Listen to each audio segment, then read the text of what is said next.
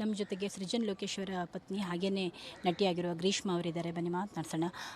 Madam, ದೊಡ್ಡ task ಅಂತಂದರೆ ಮಜಾ ಟಾಕೀಸ್ಗೆ ಗಂಭೀರ ಸ್ವಭಾವದ ಹೆಣ್ಣುಮಗಳನ್ನು ಅಂಥ ನಟನೆಗೆ ಒಗ್ಗಿಸ್ಕೊಂಡಿದ್ದು. ಆ ಸಂದರ್ಭದಲ್ಲಿ ಹೇಗಿತ್ತು? ಏನಾದ್ರು ಮಾತಾಡ್ತಿದ್ರ ಸೃಜನ್ ಸರ್? ಅಂದರೆ ನನಗೆ ನೀವು ಹೇಳಿದ ಅರ್ಥ ಆಗಲಿಲ್ಲ. ಇನ್ನು ಸಾರಿ. ಗಂಭೀರ ಸ್ವಭಾವ, ಅವರು ಗಂಭೀರತೆ ಮಾತಲ್ಲಿರ್ತಿತ್ತು. ಅವರ ಹಿಂದಿನ ನಟನೆಗಳು ಕೂಡ ಗಂಭೀರ ಪಾತ್ರಗಳು ಬರ್ತಿದ್ವು. ಇವಾಗ ಕಾಮಿಡಿಯನ್ನು ನಗಿಸ್ಬೇಕು ಅಂದಾಗ ಜನರಿಗೆ, ಆವಾಗ ನಿಮ್ಮ ಟಾಸ್ಕ್ ಆಯ್ತಾ ಅಂತ? ಅದು ಟಾಸ್ಕ್ ಅಂತ ಏನಿಲ್ಲ. ನಾನು ಶೂಟಿಂಗಲ್ಲೆಲ್ಲ ನಾನು ನೋಡಿದ್ದೆ, ಬೇರೆಯೇ ಅಪರ್ಣ ನೋಡಿದ್ದೆ. ಜನರು ನೋಡ್ತಾ ಇದ್ದಿದ್ದು ಅಪರ್ಣ ಬೇರೆ, ವೆರಿ ಸೀರಿಯಸ್, ವೆರಿ ಡಿಗ್ನಿಫೈಡ್ ಹಾಗೆ. ಬಟ್ ಅವರಲ್ಲಿ ಇದ್ದಂಥ ಒಂದು ಹಾಸ್ಯ ಪ್ರಜ್ಞೆ ತುಂಬ ನನಗೆ ಸರ್ಪ್ರೈಸ್ ಆಗೋದು. ಅಯ್ಯೋ, ಇವರು ನಾವು ಚಿಕ್ಕ ವಯಸ್ಸಿಂದ ಅವ್ರದ್ದು ಮುನ್ನೋಟ ಅದೆಲ್ಲ ನೋಡ್ಕೊಂಬಂದವರು, ಗೌರ್ಮೆಂಟ್ ಪ್ರೋಗ್ರಾಮ್ಗಳನ್ನ ಮಾಡ್ತಾ ಇದ್ದಿದ್ದವರು, ಅಂಥ ಸೀರಿಯಸ್ ವ್ಯಕ್ತಿ. ಅಯ್ಯೋ, ಎಷ್ಟು ಚೆನ್ನಾಗಿ ಮಾತಾಡ್ತಾರೆ, ಎಷ್ಟು ಚೆನ್ನಾಗಿ ಮಿಮಿಕ್ರಿ ಮಾಡೋರು, ಒಬ್ರದ್ದೊಬ್ರದ್ದು ಎಷ್ಟು ಜನರದ್ದು ಮಿಮಿಕ್ರಿ ಮಾಡಿ ಇರೋರ್ನೆಲ್ಲ ನಗಿಸೋರು.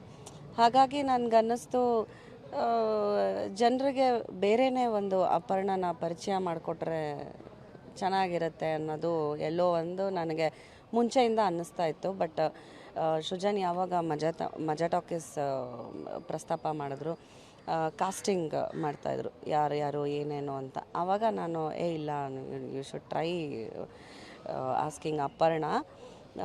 ಅವ್ರದ್ದೇ ಒಂದು ಡಿಫ್ರೆಂಟ್ ಕ್ಯಾರೆಕ್ಟರ್ ಆಗಿಬಿಡುತ್ತೆ, ತುಂಬ ಚೆನ್ನಾಗಿರುತ್ತೆ, ಟ್ರೈ ಮಾಡೋಣ ಒಂದು ಸತಿ ಅಂತ.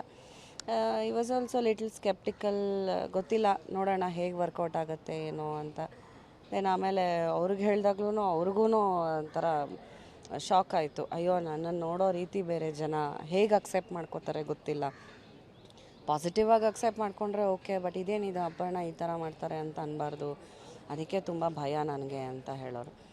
ನಾನು ಇಲ್ಲ ಅಪ್ಪು, 100% ಯು ಟ್ರಸ್ಟ್ ಸೃಜನ್ ಮೇಲೆ ನಂಬಿಕೆ ಇಡಿ, ಖಂಡಿತವಾಗ್ಲೂ ಸಕ್ಸಸ್ ಆಗುತ್ತೆ ನೋಡಿ ಈ ಕ್ಯಾರೆಕ್ಟರ್, ವರಲಕ್ಷ್ಮಿ ಅನ್ನೋ ಕ್ಯಾರೆಕ್ಟರು ಅಂತ.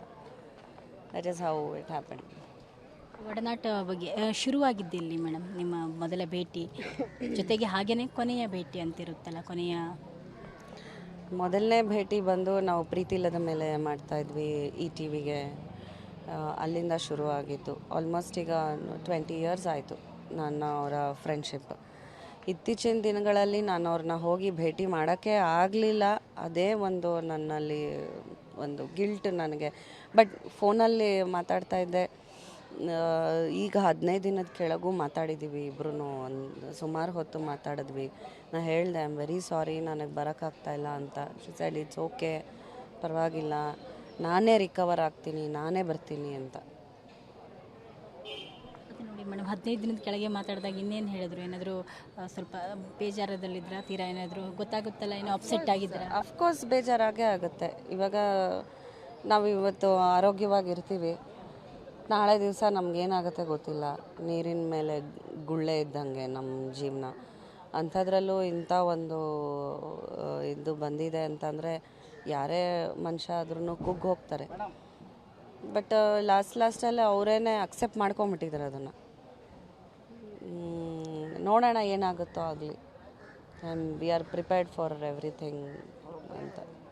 ನಿಮ್ಮಂಥ ಒಂದಿಷ್ಟು ಆಪ್ತರು ಬಿಟ್ಟರೆ ಅವರು ತುಂಬ ಜನಕ್ಕೆ ಹೇಳ್ಕೊಂಡೇ ಇರಲಿಲ್ಲ ಅಂತ, ಯಾರ್ದು ಕೂಡ ಎಷ್ಟು ಗುಪ್ತವಾಗಿ ಇಟ್ಕೊಂಡಿದ್ರು, ಜೊತೆಗೆ ಹಾಗೆಯೇ ಆತ್ಮಸ್ಥೈರ್ಯ ಅವರಲ್ಲಿತ್ತು ಅಂತ ಕೇಳ್ಪಟ್ಟೆ ಮೇಡಮ್. ಹಾಗೆ very strong lady, very strong, one man army ಅವರು. ಕೊನೆಯದಾಗಂದರೆ ಭೇಟಿ ಮಾತುಕತೆಯಲ್ಲಿ ಟಚ್ಚಲ್ಲಿದ್ದರೆ ಭೇಟಿ ಆಗೋದಕ್ಕೆ ಇಲ್ಲ, ಹೇಳಿ? ಭೇಟಿ ಆಗೋಕ್ಕಾಗಲಿಲ್ಲ.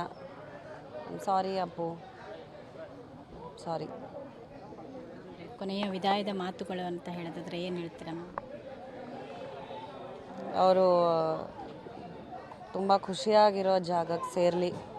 ಮುಂದೆ ಅವ್ರಿಗೆ ಇನ್ನೊಂದು ಜನ್ಮ ಅಂತ ಬಂದರೆ ತುಂಬ ಚೆನ್ನಾಗಿರಲಿ.